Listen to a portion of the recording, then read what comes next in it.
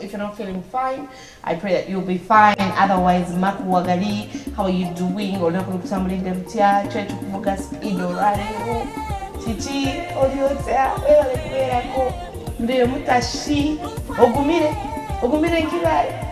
Alright, so welcome to the show. This is the Deweyi Drive. To be call every weekday, Monday to Friday. Eranga mnange show live wano ngabo tulaba.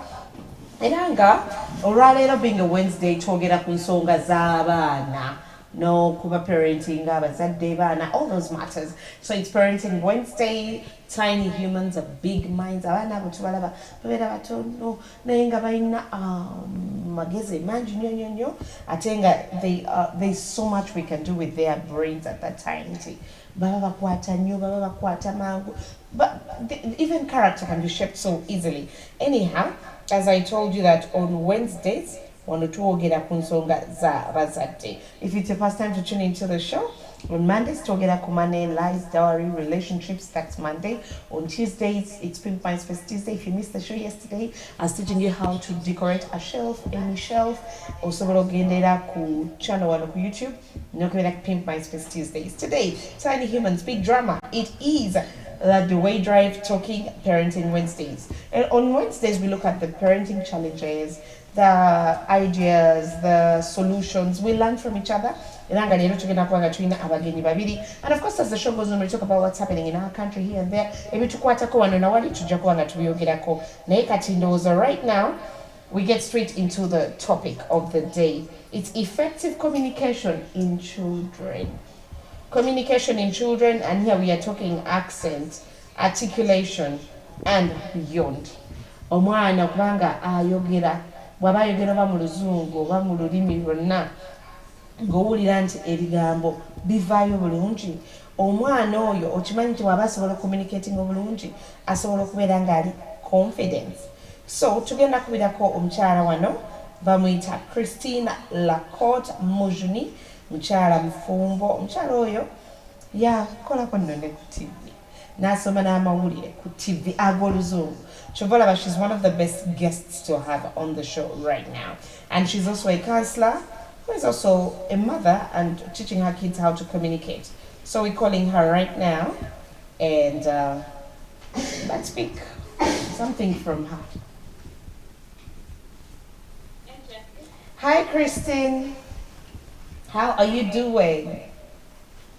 Good. How are you doing? Fine, thank you. So introduce yourself to the audience. This is Christine. Good afternoon, dear listeners, friends, families. My name is Christine Lacote Mujuni. I always say that we Mchiga that only actually allowed to get married to a Mchiga and officially honored by heaven and earth. Oh, wow. Communication. Yeah, you effective communication. So, Kristen, maybe you could. I was just telling the audience that you've read English news on TV. You are you the pastor or Mr. Mujun is the pastor? Mr. Mujun is a pastor. I'm also a pastress, but I love walking by the names of Mchala Msomba. I came to the business where I work. My identity is Mchala Msomba. And you are also starting a counseling organization. We're starting up my counseling YouTube very soon called The Mainstream Counselor. So my services will be to all that will need counseling, which I believe this generation really needs counseling. All right. And as we're talking about communication, I'm sure no audience will chigamba communication or chitegera bulungi nnyo. So let's just dive straight into the topic. What is the importance of communication skills in children? How many children do you have, by the way? I do have 5 children, biological, and of course I have very many spiritual children. Okay. Yes. So, the importance of communication skills, Mubana. Importance of communication skills, Mubana. One of the things we should know and understand as a parent or any other person raising a child out there, the children have different age groups and age brackets. We have the age group 3 months to 2 years. They will all understand differently, the 3 to 5, the 5 to 12, the 6 to 14, and those pre-teenagers. They all have different ways of handling what we call communication. And then to me, communication effectively is me understanding who I'm speaking to and that person understanding and giving me a reflect action of exactly what I want to know or want to hear from them. Okay, talking about this person telling you what you want to hear and to know, because now that is effective communication. How, as a mother, especially who is always speaking in public as Mchala Musumba and a pastoress yourself, are you able to train your kids to communicate? How do you do it? Okay, the certain things that you even don't need to go into training. Like our children always adapt. Our nature as human beings, we adapt. There's that nature in the inside of us that calls for adaptation. I always tell mothers, especially when we are in anywhere, most especially church, the way you conduct yourself is the way your child will conduct themselves. If a mother will speak rudely, it is so unfortunate, but I have to say this, that the child will always speak rudely to the rest. So monkey see, monkey do. Okay? Mm-hmm. Please. To me, as a mother, a pastoress, a wife, right now at the desk where I do my work, I am a client's relation. And as a client's relation, one of the attributes that make me sit there is to relate with clients. And one of the things that make me relate to them is effective communication. But not all of us know how to communicate effectively. Why? Because we come from different sectors of life. That is true. As we come to combine in society, we always, maybe through admiration, we adapt, or through negligence, we just let other things be.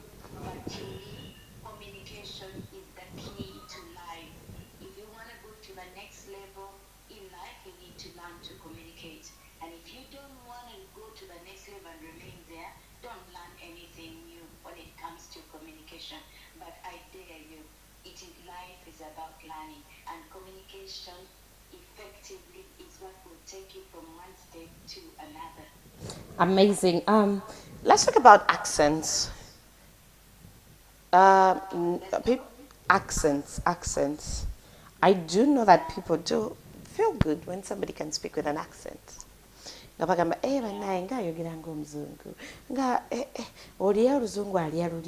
So, and I've also seen some schools actually trying to help their learners pick up on the accent. How is it especially when it comes to speaking English? How important is accent in communication? Accent is not trained anywhere, but it's learned. Did you get me? Mm-hmm. Train accent, but you can learn an accent. Mm-hmm. I gave you a post on my daughter on her graduation day. Mm-hmm. She was giving out a speech, and this was the comment, like, oh, whose child is that? Oh, wow. Whose child was she flown in from out of this Uganda, and like, okay. it is about the home we come from. Mm-hmm. It's not that we see. I'm going to share the video with my producer. That's the accent we use. But like I told you, children are adaptive. Mm-hmm. When a child will hear you speak, they'll want to mimic. And by so doing, you find them doing exactly as you do. Yeah. So we cannot train, but we can learn We can learn. the accent. Because sometimes someone asks that. Okay, let's watch Christine's daughter in a bit. In a bit we'll watch her, but let's first continue. I do know that you still have to go back to work, but we will definitely share the video with our viewers. Okay, Still about communication, how can you advise parents watching? How can we balance? Because there's been a recent situation online where one of the parents was being bashed because he's and his wife, okay, because their children, the blondos, could not speak Luganda. And it's happening in so many homes right now because, people are preparing their kids knowing they're going to start school. And then, you don't want them to be the ones in class that don't understand what teacher is saying. But now, how do you balance teaching the child a local language, oba omwana ayogera olugisu oluganda n'olulimi olulala ate ayogere n'oluzungu bulungi? How do you do that? Okay, from a light moment, me and I naturally Mm. was married to Amchiga. Mm. And then, unfortunately, my mother-in-law passed on just a few years of our marriage. Oh. But my mom still exists and my parents are still existing. Mm-hmm. Now, what we do for our children to learn the language at home, actually, most of my kids, they speak actually. Oh, But wow. I always say it is called mother tongue, not father tongue, just for the joking bit of it. Yeah. I'm not saying that we should take it. Mm. So I preferably teach my children how to speak actually. Because it's what you know. Jay, you know that at home we've used our local language. Yeah. The fact that my parents are 311 actually, so we've spoken actually. So when my kids go to my mom, it's easy for them to flow Wow. in the communication because they are speaking the language my mother will understand. Yes. When you find them speaking in a few English now and then, it's very rare to find them speak Uganda with my mom. Why? Because my mom, even if she knows the little, it is very hard for her to express herself while telling a child, do this in Uganda. But she can easily do it in Acholi. So it comes in as they speak. You find my mom pick a few of the English words. And the communication is okay, good to go. So somehow you've started from home. And I also agree with you, because your husband is Mchiga, you have grown up speaking actually. How would you teach the kids a language they do not know? And the same with us, we try to teach our kids Luganda because their father is Muganda, my mom is Muganda, so it's easier for them to speak the Luganda, and then of course a bit of English. I think English somehow is easier for the kids to speak than our local languages. That's why maybe we should work harder. So I want you to tell parents in actually parents watching, tell them exactly that it's possible to teach the kids Acholi and English and to balance it. Yeah, you tell them in Acholi.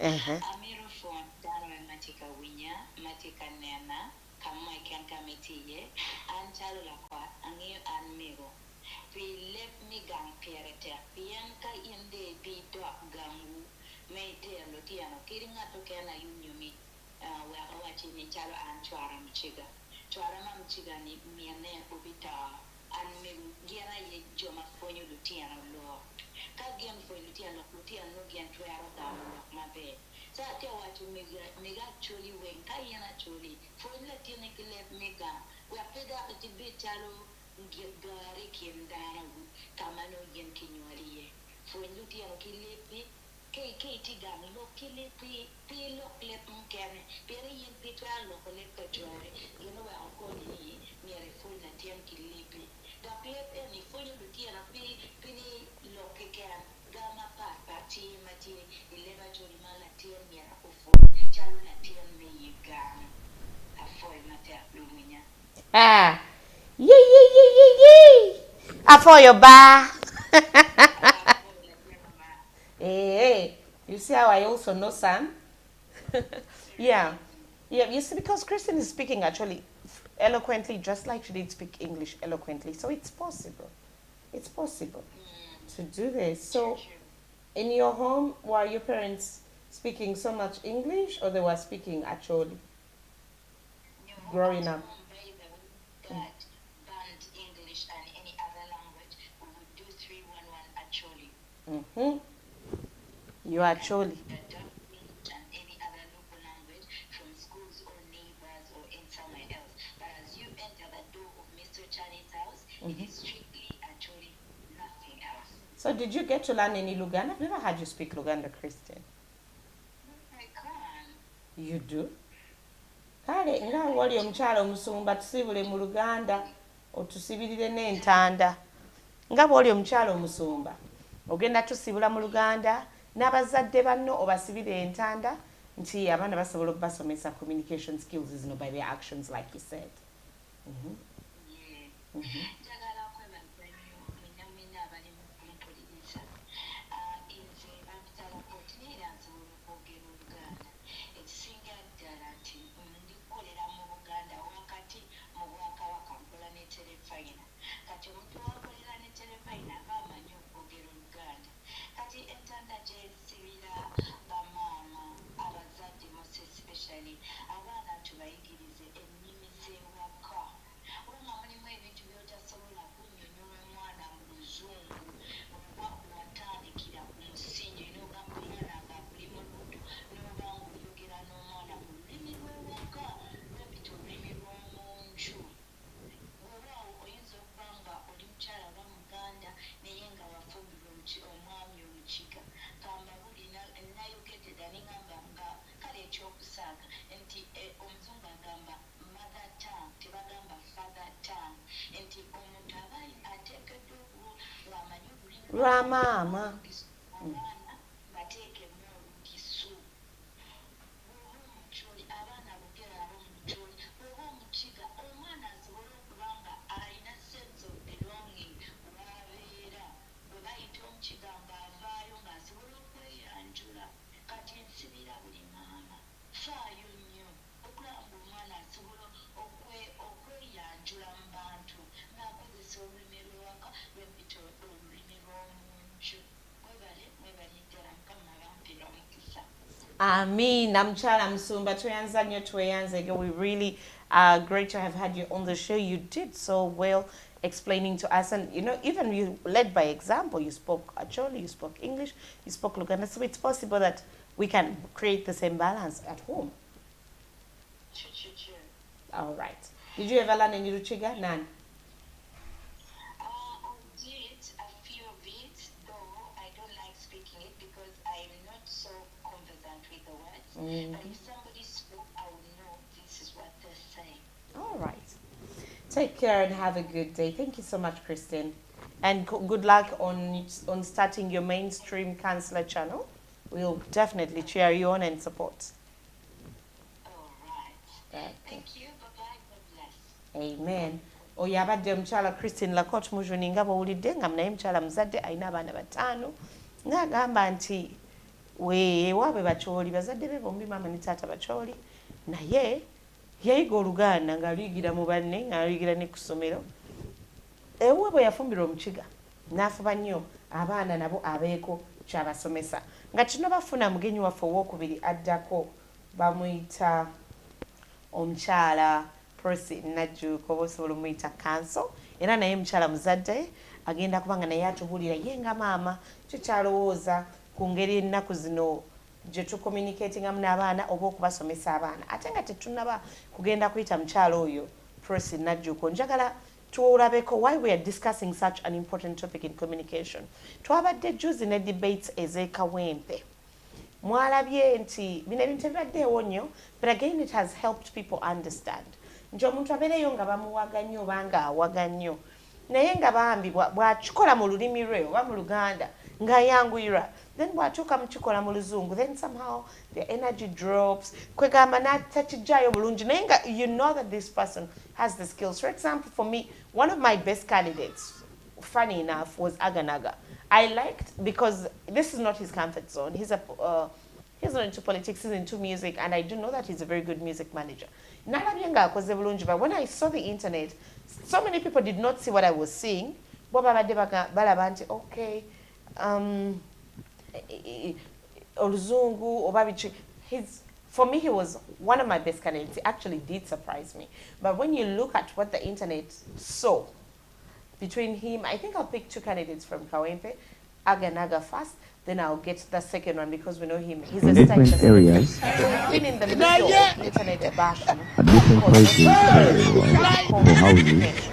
Yes. So by implementing these regulations, this stabilizes the rent prices. And then there's a different, how do I phrase it?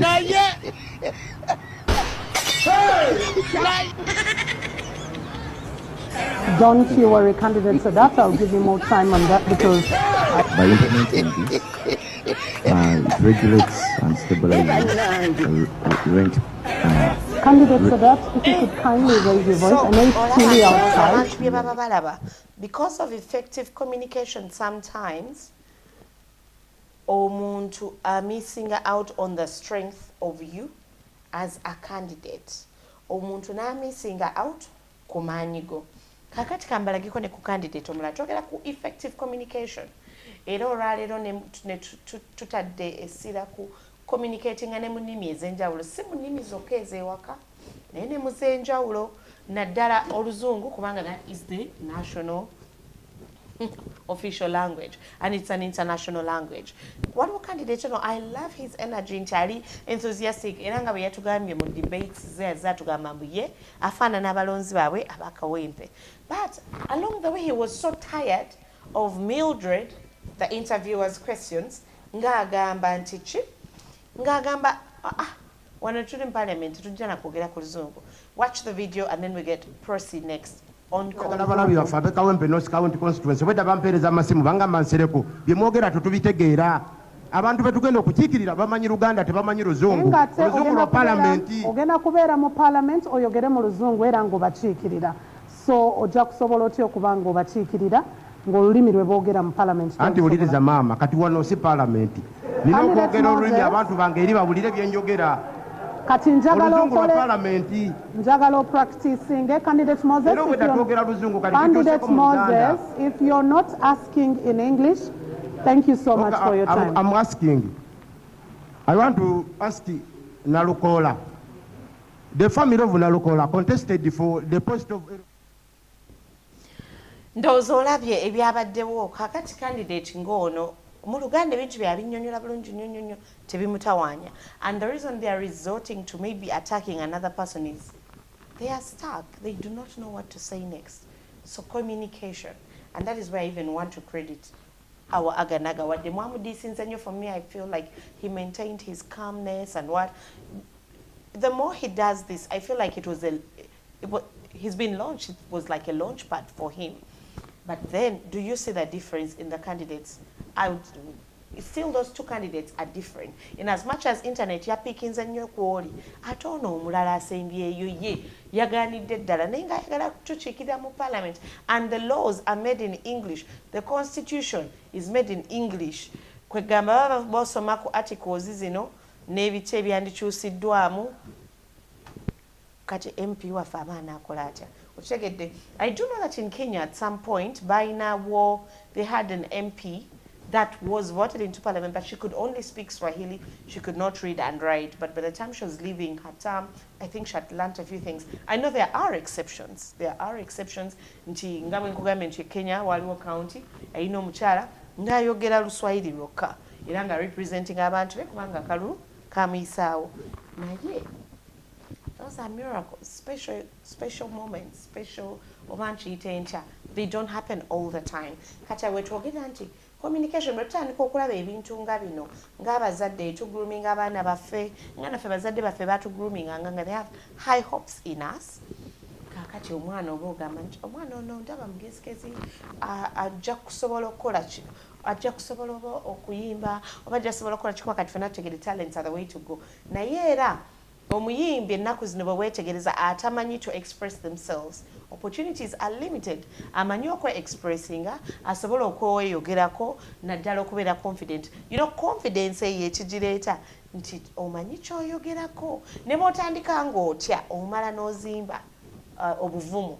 Naye kati imagine nga kye boogera byonna byonna bakuba wala tobitegeera. It would be too much. It would be shocking for you. So, kakati katubire omukyala Rosi Najuko, mukyala ono muzadde, mukyala mama w'abaana. Iranga naye, she's a very passionate mom. I do know that she lives for her daughters. She will, she always has program ye ebera y'abaana. Abana. Percy Najuko. Hey, how are you, my dear? I'm okay. You're live on the Deweyi Drive. Tusanyuse nnyo kuwuliza mukwano.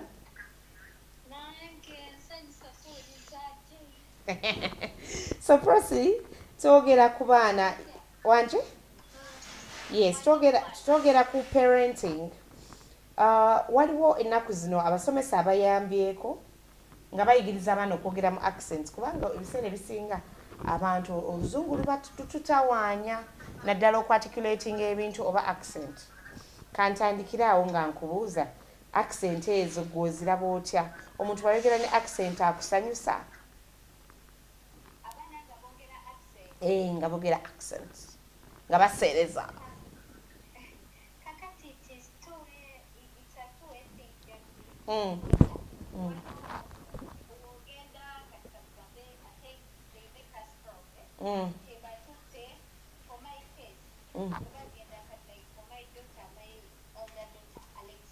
When she goes to her judge's place, now you get away by you.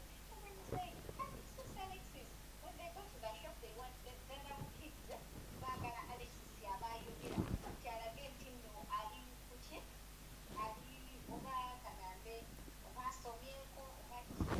On the other side, what they over exaggerate it. One I told you to like it.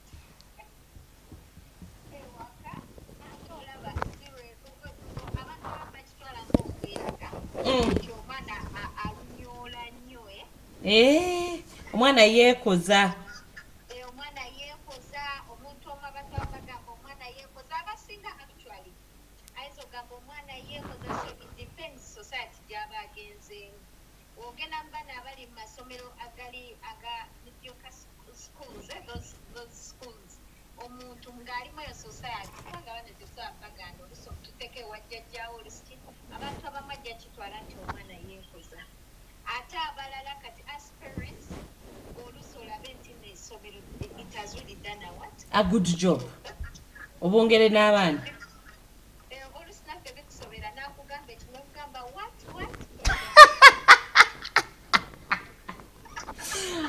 Batugamba wa full figure java mutumenye mu supermarket omwana oluzungu lungi. Alexis, Jaja, what is Alexis coming back? Gatomani, kubanga genda kudduka, yambuse kudduka. Kugamba yayogera yasabe ekintu n'ogamba what? Nga n'aba neighbor baagala ye. Kati erudda kirungi, kibabamu abaana baffe bagamba yeekoza, omwana yeekoza naye ng'ate jjukira bambi ye kyaba curriculum yakyuka kye baba basomye ku ssomero nga babagamba but it helps them. Kye nalabye kids of this curriculum abasomye eno accent, you're moving with them on the road, bino bifaana bibillboards, abasobola ogenda okulaba nga kipronouncing mpola, ogenda okulaba nga akimalayo. Gamba, as a mom n'owulira nga you're proud, mommy. So it makes me proud. Ogenda okulaba nga akigira, they can read books by themselves, asobola okusoma n'ekintu by herself. Noba nga takitegedde kyekitegeeza naye nga at least akipronouncinze n'akisoma. So basically you appreciate that they introduced accents in the new curriculum. I am. Yeah. I am. Yeah, I was impressed to see about it. Actually, I was able to catch a video on the internet, which I'll share with the viewers. Kubanga eriyo abatamanyi accents zino zetwogerako. It's part of the curriculum empia, and I did see a teacher in Bulenga, and I was proud with how she was doing it. And the children nga bw'oyogedde nti era omwana oyo agenda okwogera kalengera wanjawulo mukko. Kakati gwa ekirala abaana basomesezza otya effective communication apart from oluzungu ba Alexa balinayo olulimi olulala lwe boogera ewaka eyo? Now kati for Alexis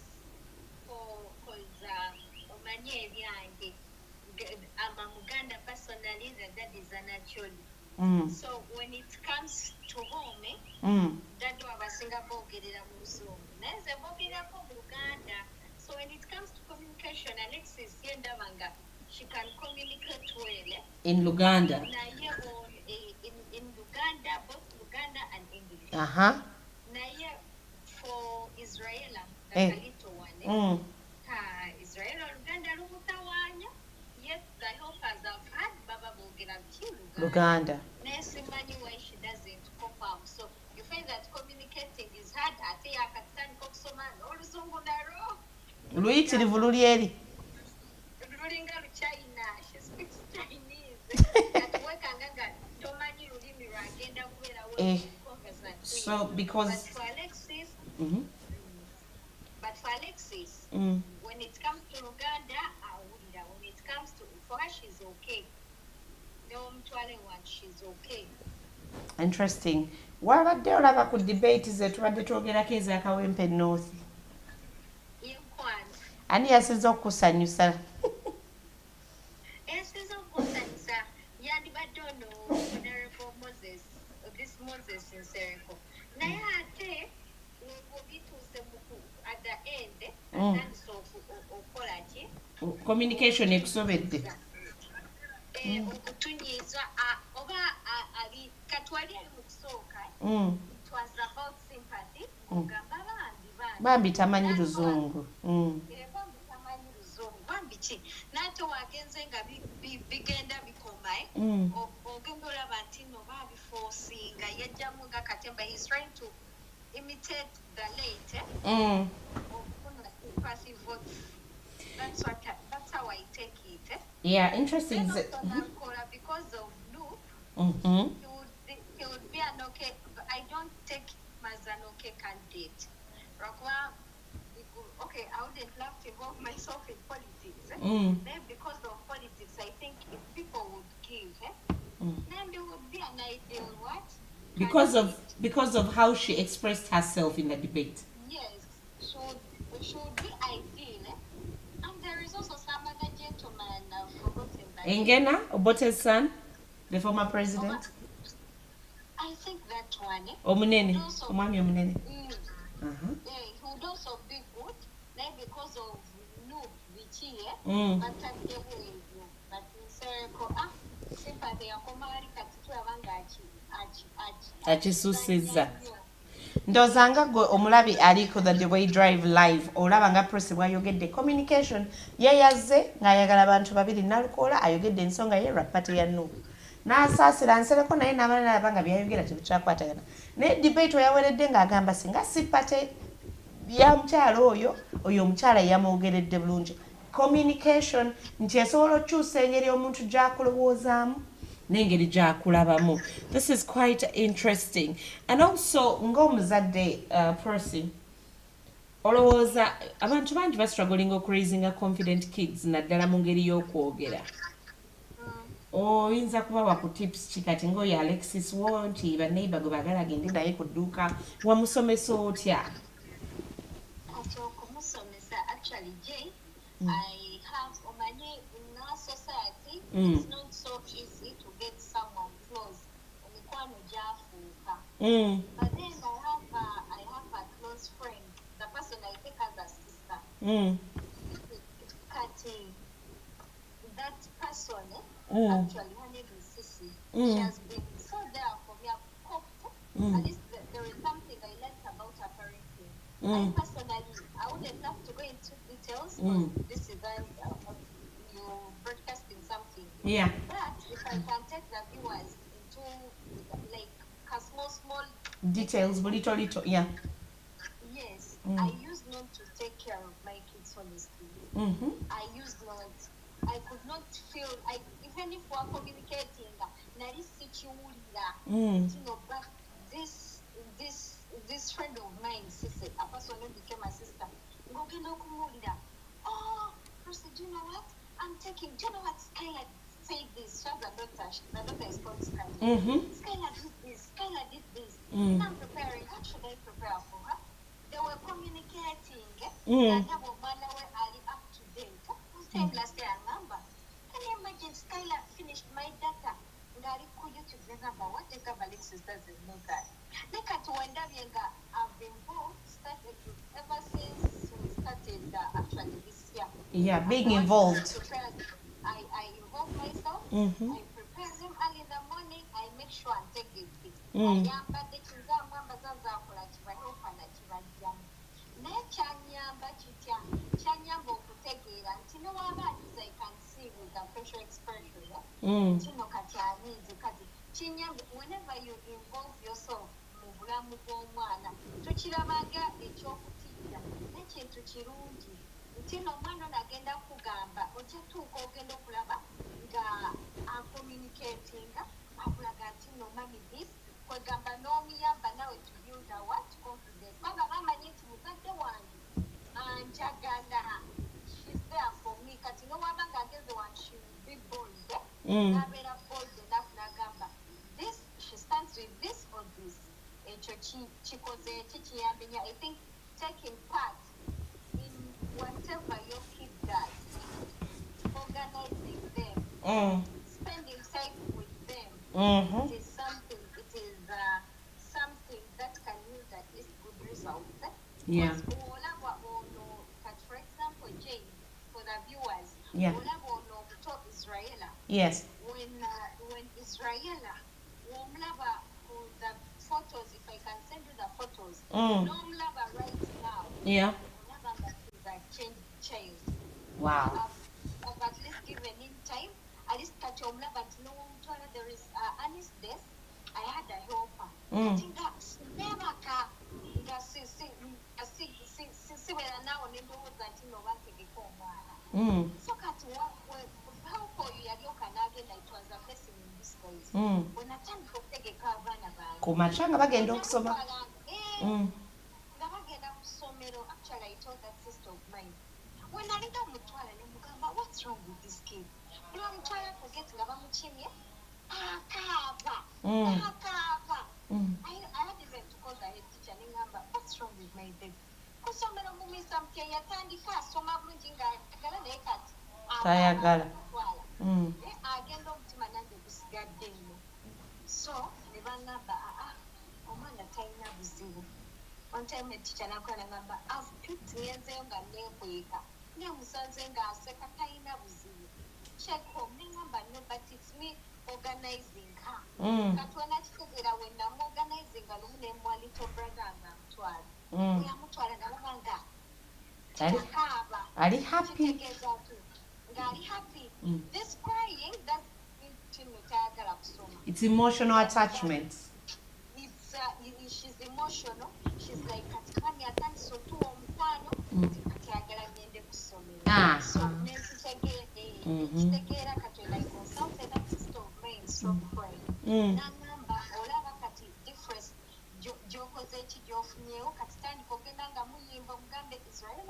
good girl, you're smart. You go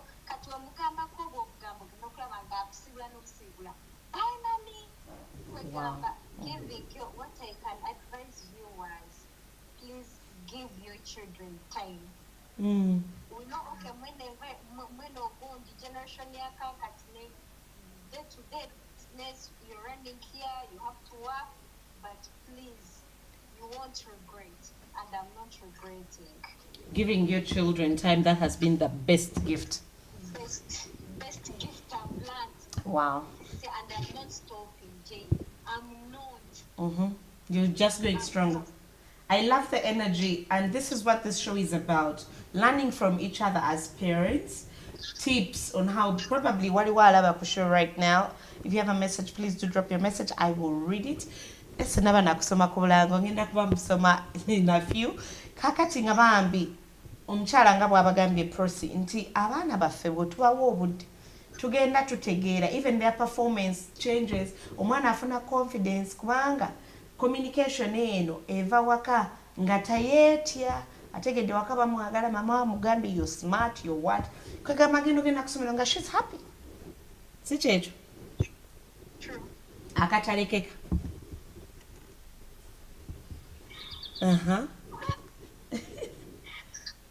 Eri bazadde banno. Eri bazadde banno naddala baba struggling to raise confident kids. The kids are not communicating, and there is probably no relationship at all because they are busy. Like I said, Jay, I'm going to emphasize this. The person I learned from, that person, I met that sister of mine in 2018. It was 2019. After getting Alexis, and good enough, our kids share in the same birth month. Okay. But I used to see her evolving herself in everything. She doesn't want, but taking her advice, copying from her, has been the best. Olaba ne bana abasajja ayinza okutunya kino naye omukyala afa ku baana banaga what time abasajja bano balaba balina olugambo abasajja bahusbands baffe balina olugambo abaami baffe the moment oba tofa ku baana let me tell you a scenario simanyi oba ononzikiriza. Yeah, please go ahead, feel free. A close relative of mine omusajja we baayawukana baayawukana this year. So kati we yali amugyako abaana what he told the family yabagamba oyo tafa ku baana addayo tafa ku baana abaana abalekera mukozi abalekera. He talked a lot ng'agamba omukazi tafa ku baana. One of the things the marriage broke tafa ku baana talabirira baana abaana akomawo ssaawa 2 kwegamba abasajja bano balaba ojja kusanga stay home mom. Yes, economy mbi ffenna abakazi tulina okukola, we have to work ffenna tukolere wamu. Ojja kusanga omukazi a stay home mom tebali living a good life ng'omusajja providinga agamba namuleka omukyala wange alabirire ki abaana. There is kiina waliwo ekintu abasajja kye beegombanga nnyo bw'alaba omukazi afa nali sikimanyi naye omusajja wakulaba ng'omenyesa abaana onomusitudde ono omufuddeko omugamba si kukuza kyebyo omwana abeere nnyo kino. No, just to give them love and attention. Okubeeramwe alabira ddala nga yo an active parent. Ye newagenda n'anoonya ssente gwe n'onooleeta entono ajja agamba bambi fakiri abeera n'abaana ate mwe ddala abeera akola ki mirimu okitegeera. There is awo watajja kuteeka nnyo ku ki ku pressure. They will respect that. Awutadde ku pressure y'okuprovidinga mwenna mujje wamu mukwekulaakulanye ate at the same time yamugamba kati omwana twamutegedde at one point disclose this to your viewers. At Yes. one point omusajja twali mutwalo nga bantaddeko attributes. Yeah. Omusajja bamugamba thank you Daddy Alexis n'agamba naye kati aba n'agamba nze abaana bange nze abeera ettamuddala omanyi waabwe tafaayo. I felt so bad. That means Chalinga Chimuruma, he felt like you're not supporting them in that line. Not supporting kugamba ng'alina ayagala okubessa. So one thing I've learned, and it is kyekisinga okuwa abaana obudde bakitugamba but tetukiteeka practice, but when you put it in practice You see the difference. trust me, you won't regret. Wow. And that practice, no one in that stress, no second of macha. Osanyuka. Joy. No, it is one thing I pray for that sister of mine. Because I naturally yanjigiriza. Chenda bakati nti chenyambye ne wengenda ne staff na chikumi, I go back with a happy heart. Knowing your kids are safe.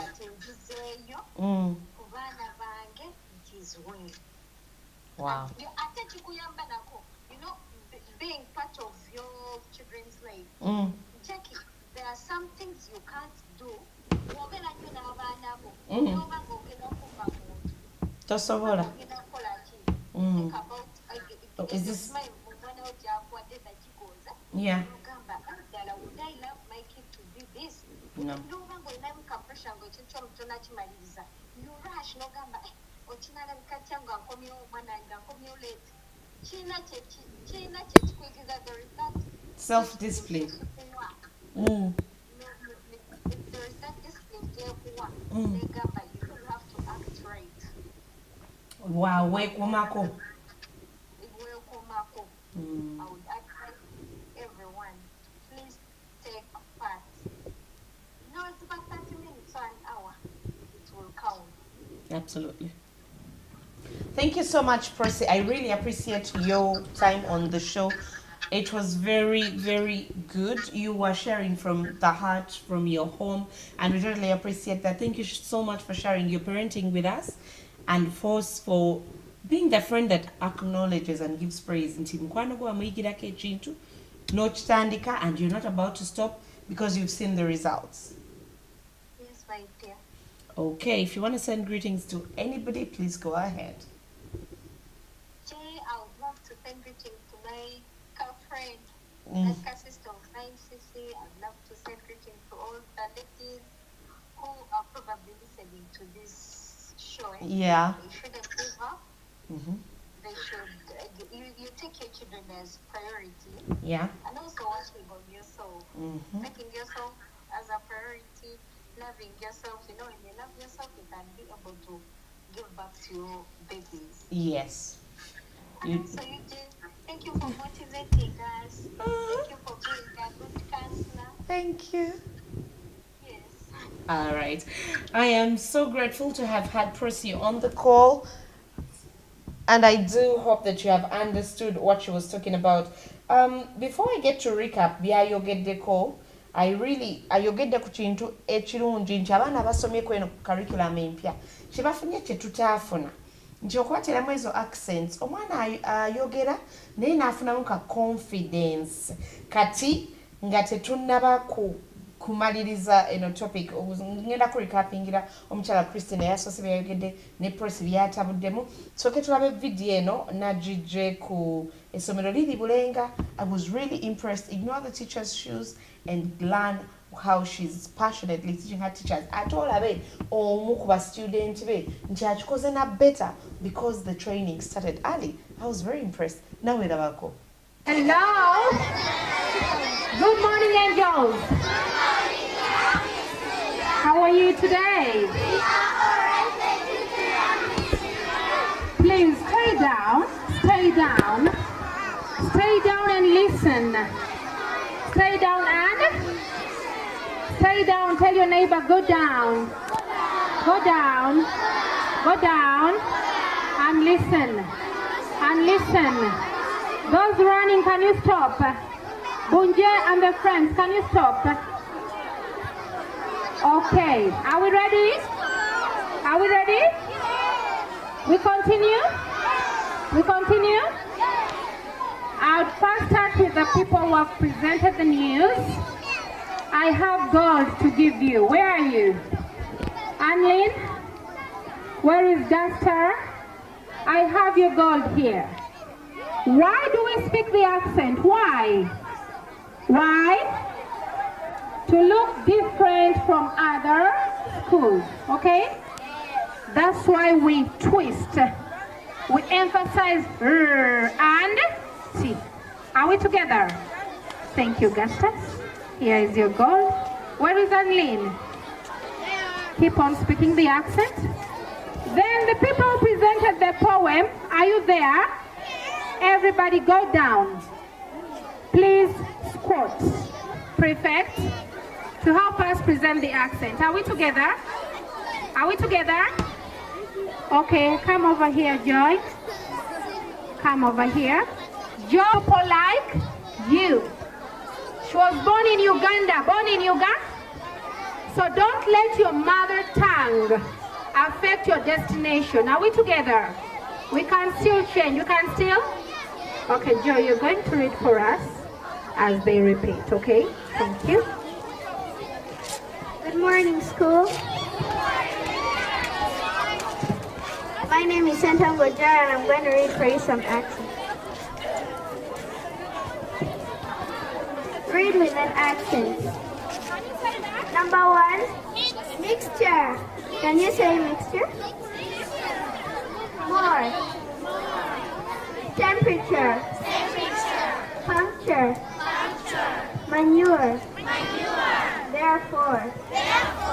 Alright, we're going to twist the sentence. Twisting the sentence.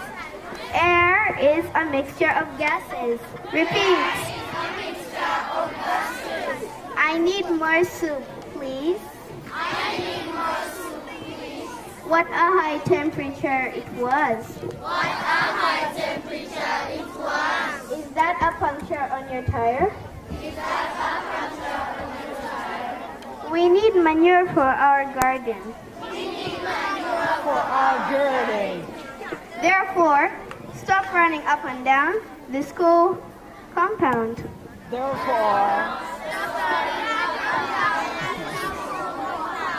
Thanks for listening. Wow. Thank you. Joy? All right, so thank you so much. Now you can see the importance of how the teacher was doing it. You see the children are going to grow up. Like I think Percy said, it depends on whether they exaggerate it or not, but at least they would be guided the right way. So just to recap on what the previous parents have spoken about, effective skills in children are very important for their cognitive, social and emotional development. Ngaba yagambye nti omwana bw'atategeera communicating emotionally ne bw'oba omutwala ku ssomero kumakya, you'll see a difference in their energy, you'll see how they are relating and how they are communicating. One, building relationships. Nti omwana asobola communicating, asobola okukola emikwano, nga bawulidde oli bwagambye mwana wa Alex, emikwano ku kyalo buli mwayagala agenda naye ku dduuka. Omwana who knows how to express their needs and feelings, ojja tegeera nti omwana ono si mulungi leero mulwadde, kubanga abaana bato oluusi tebamanyi kugamba I'm not fine. But because you've been communicating effectively n'ono omwana ojja tegeera si bwati bwaba. Academic success. So omwana amanyi communicating, they will be confident mu class, they will communicate. Ajja kuba awanika omukono nga tatya, ajja kuba whether the answer is wrong, it doesn't matter, because they took the step to put up their hand to raise it. Teacher ajja mu correcting, olaba kyo omwana ajja kuba beba bafuka ba class leaders. Never matter if it's class leader, but they will perform better even in daylight, even at school. You know, when we were growing up, we had the cool kids because ababana bebalinga bali confident in themselves. Conflict resolution. Omwana asobola okumanya nti kati embeera mbi, mommy, I'm sorry, I've done this, I've messed up. That is all part of the importance of what? Of communicating. Self-confidence nkulu nnyo kuba kati omwana abasobola to express themselves. Imagine abaana aba class ngeyo your teacher.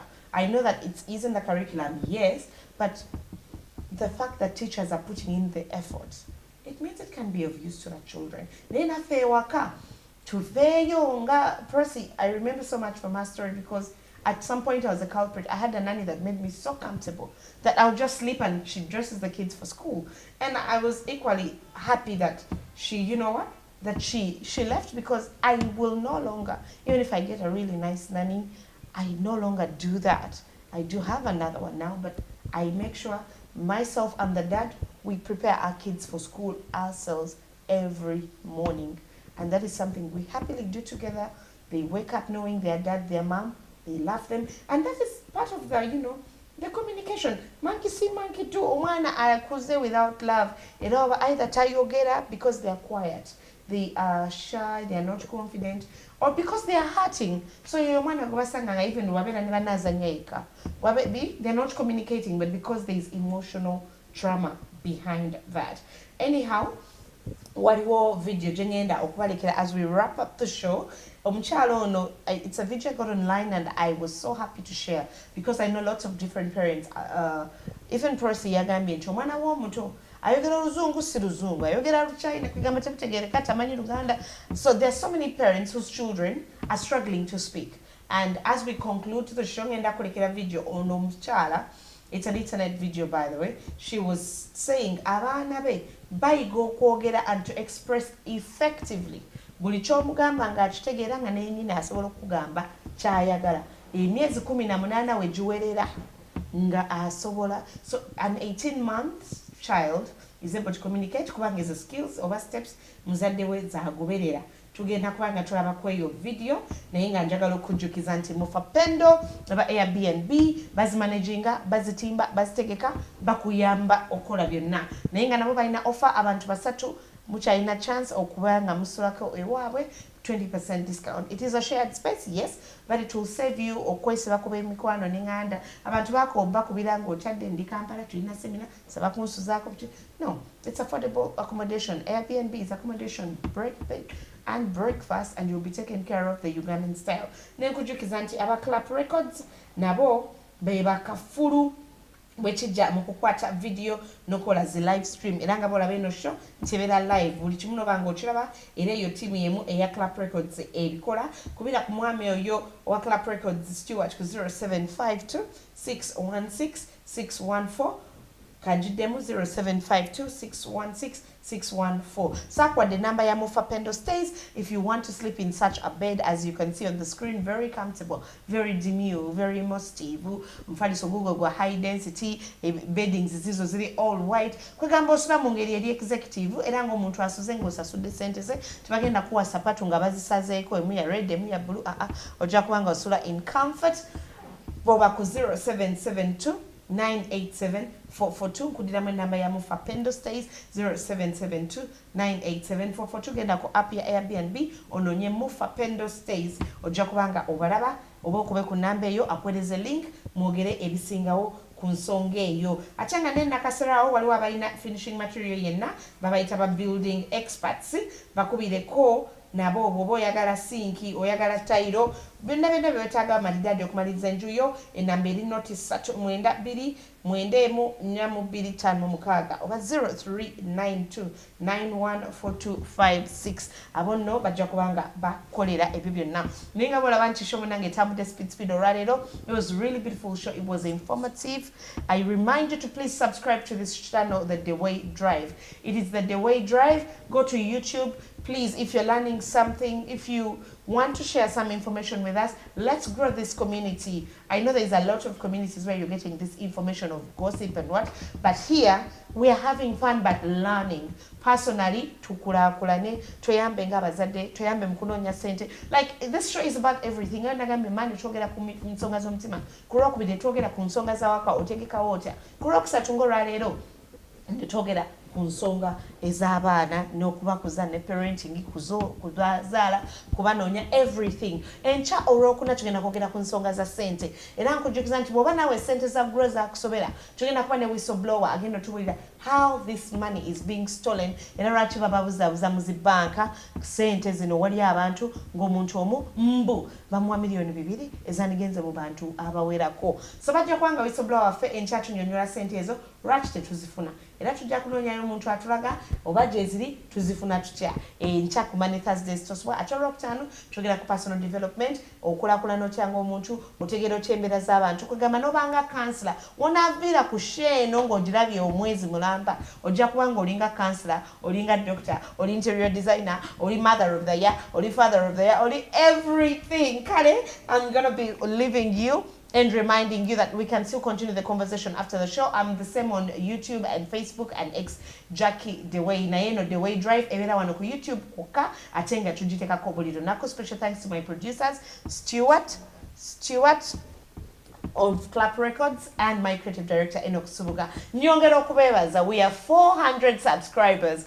Let's keep going. Let's keep growing. We could make 500 subscribers this week. Let's make it happen, guys. Last week was our first week. We made through 400. Let's go to 500 organically. I will be so excited. I don't even know how we shall celebrate, but you don't know how excited I am to be here and to be learning so much from you, our guests, and obviously our viewers. My name is Jackie Deweyi, so that I know that I'm talking to you. All right, take care of yourself and let's continue the conversation and see you tomorrow as we talk Money Thursdays. Kids, to encourage kids to speak, right? I'm not a professional, just a mom saying, but I do think there are things that you can do to help kids, to encourage kids to speak, right? I'm not a professional, just a mom of 2 with a little bit of experience. My kids are pretty close in age, so I think my second born obviously has our first to kind of guide her through talking, but to be quite honest, I would say a similar pattern that we have followed is functional language as opposed to random language. I know as moms, we want our kids to be able to recite the ABCs and the 1, 2, 3s until 10, and we think our kids are little geniuses, which is cute and everything, but I fully believe in functional language being top priority as opposed to your child being able to name a zebra or a giraffe or an elephant. By functional language, I simply mean language that's going to help them function and communicate with everybody in the home and strangers. So what we do with our kids is we teach them the basics. Like if they want more food, we teach more and then we give them more. So we say more and we show them what more means. I want, yes, I want doesn't seem pleasant, but remember they can only say certain words in a sentence. And typically as a toddler, it's about 1 or 2. So teaching them more, I want, please, thank you, eventually builds into a sentence. So it will eventually be, I want more. It'll eventually be, I want more, please, or I want, please. It will eventually become, please, mom. Those are the things that you would rather teach. Yes, you can teach fruit and veg, but don't teach guavas if you don't have guavas in the house. Teach with the fruit that you have. So when it's fruit time, say, Kumo, it's fruit time. Gonna have a banana. And then she will repeat after you. And you say, what's this? Banana. Teach things like when she's having a tantrum, teach, are you sad? Are you upset? Kumo's upset. Kumo's sad. And eventually they'll catch on to the fact that I'm sad. We are at a point where our almost 18-month-old, if she gets reprimanded by mom or dad, she will run to the other parent and say, I upset you. She'll say, set you. I'm sad. What will she say? She'll say, set you, daddy. So she's basically saying, daddy upset me, you know? Or I'm sad, daddy. Or I'm sad, ndebo. So she can snitch, but it's functional language. If she's feeling sad or sick or not well, she's able to communicate that because we didn't teach random things. We taught functional language. Hungry, she knows how to say hungry because when she is hungry, we've said, okay, you're crying, you're cranky. Are you hungry? Kumo's hungry. So now she's at the point where she can explain that she's hungry. When she's tired, rubbing her eyes, we consistently taught, you're tired, Kumo's tired, you want to sleep. So now she can communicate, tired, Kumo sleep. That's kind of the language that you want to teach your children, as opposed to teaching them all the animals in the zoo. Chances are they'll learn the animals in the zoo from going to the zoo if you take them, or from the shows that they watch. But you want to teach functional language so that you're able to communicate with your child. We're at the point where our 18-month-old even knows that she made a poo. So when she poos, she touches her nappy, or when she wants to, she says, I poo, I poo. Or she says, stinky poo, because it's the language that we use. When she's peeing, she feels that it's warm, she goes, wee, wee. So those are the types of things you kind of want to get in your toddler's vocabulary, is the language that you use every single day to function through the day, as opposed to teaching them what a warthog is, what a turtle is. What are they going to do with that? Not much. But now that Kumo is at the age where she's about to be 18 months, she has a good grasp on functional language. She knows how to say please. So when she wants something, she'll stretch up and she'll say please. When we give her, she'll say thank you. We'll tell her, Kumo, your bowl is dirty, put in the sink. She knows how to take it. So also teaching commands. That's finished. Kumo, it's finished. Do, it's finished. She knows when it's finished. She now associates it with throwing it in the bin. So she'll say bin, bin. The minute you say it's finished, she'll say do, bin. So you want to kind of teach your child functional language so that they're able to take commands and do it with them. And this is why I think lots of, like, a question I get asked a lot is,